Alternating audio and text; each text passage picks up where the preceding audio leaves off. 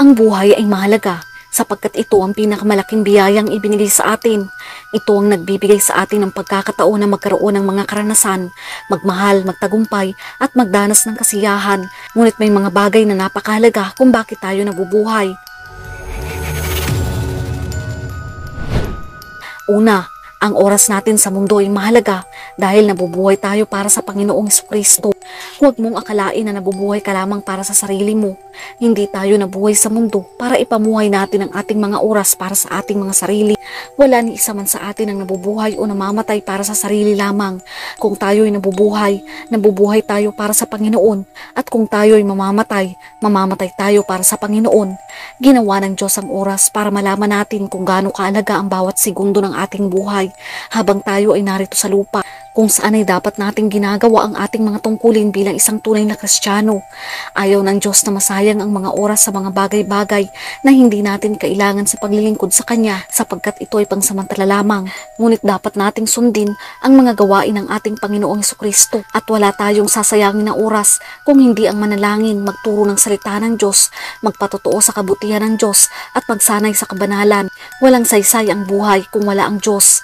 Anumang oras pwede niya itong bawiin dahil ipinagkatiwala lamang niya ang lahat ng ito.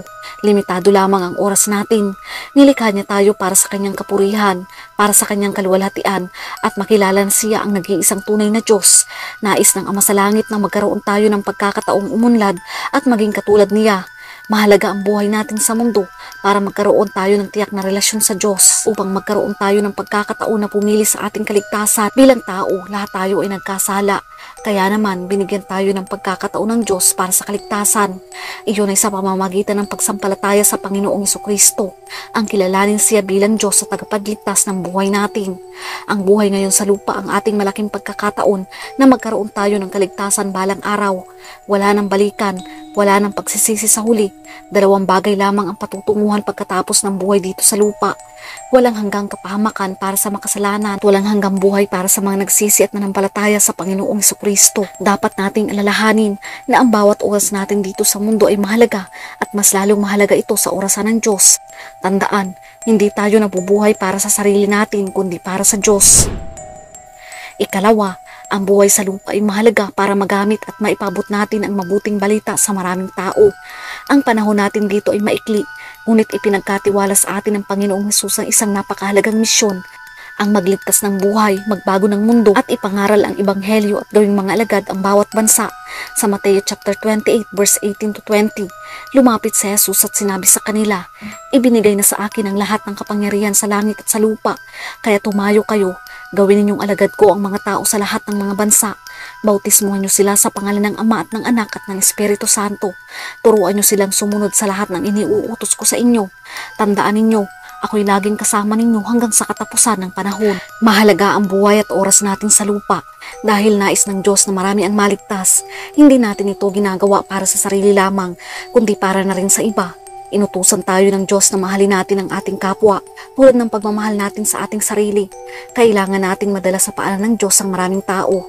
Sa Mateo chapter 22 verse 39, at ang ikalawang pinakamahalagang utos ay katulad din ito, mahalin mo ang iyong kapwa katulad ng pagmamahal mo sa iyong sarili. Tulad ng pagmamahal natin sa ating sarili na nagnanais ng buhay na walang hanggan, kailangan din nating matulungan ang ating kapwa para magkaroon sila ng kaligtasan. Mahalaga ang pagbabahagi ng tungkol sa kaligtasan sa mga nakapaligid sa atin kahit na natatakot ang ilan sa atin na ibahagi ang pananampalataya. Ngunit maaari tayong magkaroon ng lakas ng loob dahil ito ang kapangyarihan ng Diyos na nagdudulot ng kaligtasan sa bawat sumasampalataya. Magmandali tayong manalangin at ipamahagi sa mga tao ang mabuting balita at sabihin ang pag-asa at tagumpay na meron tayo sa pamamagitan ni Jesucristo. Tanggapin mo siya at isuko mo ang iyong buhay sa Kanya bago pa maging huli ang lahat. Ang buhay natin ay hiram lamang, kaya huwag natin sayangin ang oras at araw sa mga bagay na walang kabuluhan. Sa Santiago chapter 4 verse 14, sa katunayan, hindi nyo alam kung ano ang mangyayari sa inyo bukas, sapagkat ang buhay ay parang hamog na lilitaw ng sandali at mawawala pagkatapos. Tungkol sa oras, sinabi ng Biblia na kailangan natin bigyan ng higit na pansin ang walang hanggan sa halip na panandali ang kasiyahan ng mundong ito na mabilis na lumilipas. Ang panahon ay dapat na pinupuhunan sa pagbabahagi ng ebanghelyo upang malaman ng iba ang kaligtasan mula sa Panginoong Jesucristo. At ang bunga nito ay pangulang hanggan. Dapat tayong mabuhay na napakahalaga ng bawat minuto dahil ito ang katotohanan. Muli po, sana ay meron kayong lipunan. Patuloy nating ipalaganap ang mabuting salita ng Diyos. Ingat and God bless.